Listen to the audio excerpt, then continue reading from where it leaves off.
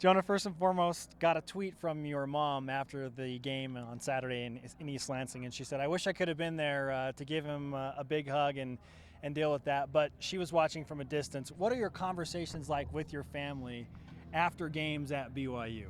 I mean, they're happy to see me on ESPN or ABC or whatever, but I mean, they tell me good job and well, what happened on this play, or did you get hit on that, like hard on that play or whatever. But they're just excited to see me play and be here at BYU. Are they your toughest critics? No, not at all. I mean, they're just excited to see me play. So we'll be your toughest critics. How about that? No, I'm just playing.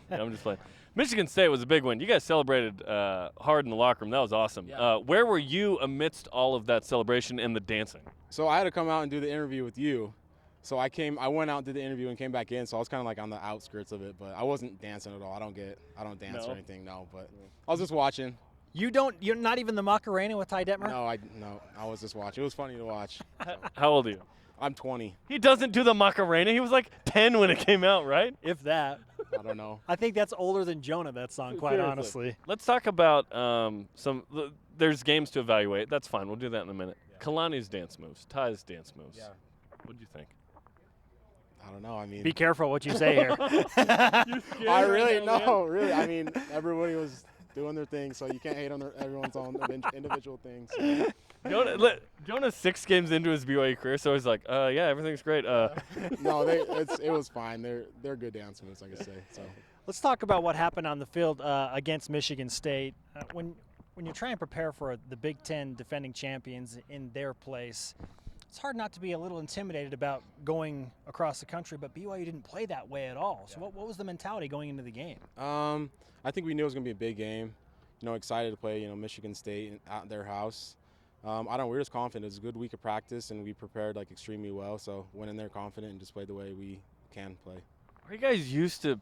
You're just weathered and kind of battle tested, having played a bunch on the road and against good team, press coverage every week. Yeah. I think with the teams we played and wherever we played, it's kind of helped us grow up a little bit. Like me, I grow up and kind of, hey, this is what's going to be like, and it's going to be tough traveling and playing these tough DBs and defenses. So I think we've grown up and done a really good job of it. The scouting report against BYU and the wide receivers this season and in recent past has been, press and be physical with them at the line.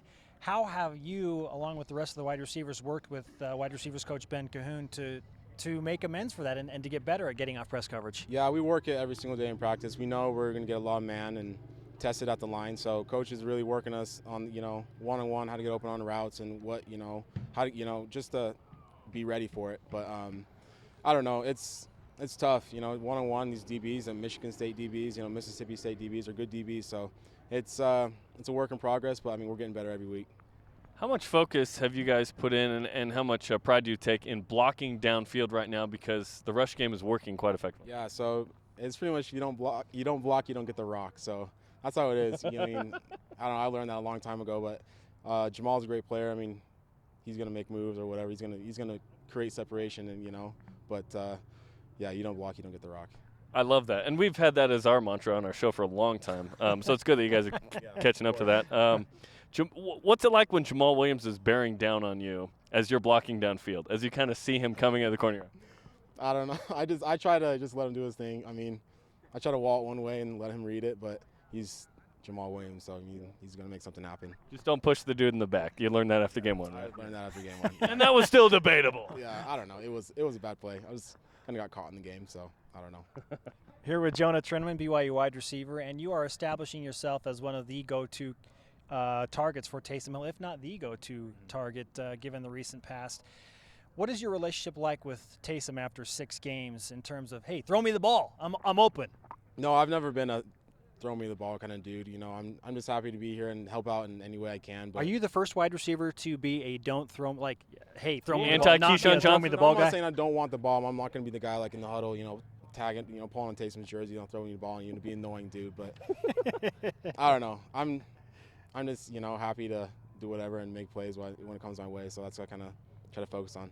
But have you ever gone back into the huddle and been like, dude, this one move, I got him, man? Well, I mean, we'll do it on the sideline, kind of like, what are you seeing, but never in the huddle. Yeah. So the first play against Toledo, let's rewind 2 games. The first play, when did you guys make the decision, okay, we're gonna go deep with this? Or was it in the moment? No, the night before, Ty told me, hey, we're going to take a shot. So, I was thinking about it all night. A little nervous going into it. Wow. Oh, yeah. But yeah, I mean, perfect ball.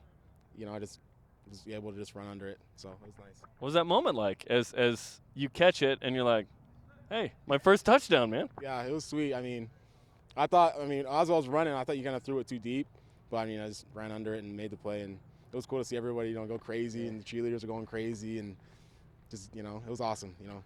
Was it worth the wait to experience something like that? Yeah, totally. I mean, I don't know. I mean, I would have been happy, whatever, like a, you know, great big game, but yeah, score a touchdown, BYU, it's a good feeling. And they were one of many of that game as well. That's what it's like to be fast, by the way. We don't know what this is like. He said, Taysom, I thought he threw the ball too deep, and then he ran under it. That's awesome, dude. Yeah, I don't know. I didn't mean that, but I don't know. I've heard from somebody that you're way more humble than I would be. I was like, yeah, I'm so fast, I just ran under it, man. Yeah, it's hard. I've heard from multiple coaches it's hard to overthrow Jonah Trinnaman. Let's see this a little more. And now Mississippi State comes into town. Have you guys prepared for yet another challenge in SEC team in Provo? Yeah, same thing we've been doing, just working hard in the week and in the weight room and on the field, and just trying to have a good mindset going in the game, like we're going to win the game. It's hard not to have an emotional drop-off after a huge win like at Michigan State. So I heard Ty Detmer say we want to start with good energy. We want to get off to a fast start. Yeah. How do you do that and avoid the emotional drop-off? Just making plays, really. You know, make big plays and executing. That's really what you got to do to get on top of them and stay on top of them. If you don't block, you don't get the rock, Spencer. Hey, apparently. Jonah, thanks for the time, man. Good luck against Mississippi State. Appreciate it, guys.